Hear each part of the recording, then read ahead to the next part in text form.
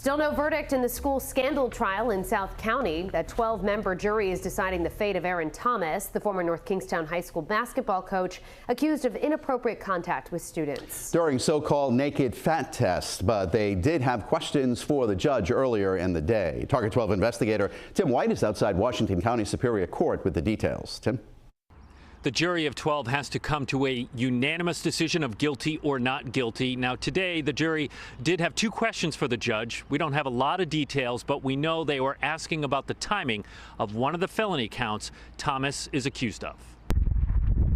No verdict yet after more than 2 days of deliberations in the criminal trial of Aaron Thomas. He's facing a charge of second-degree child molestation and second-degree sexual assault.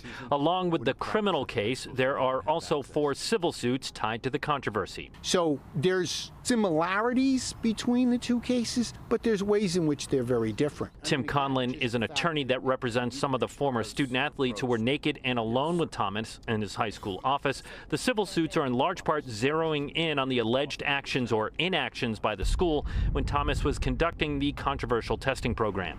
2 of the civil cases were filed relatively recently as compared to the earlier of the 2.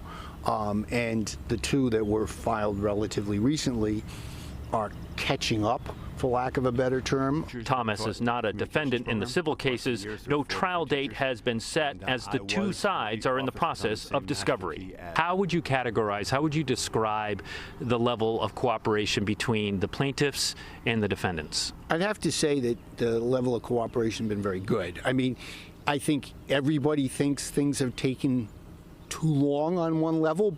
Aaron Thomas took the stand in his own defense in the criminal case. Coming up new at 6, what that means, if anything, in the civil case. In South Kingstown with the Target 12 investigators, Tim White, 12 News.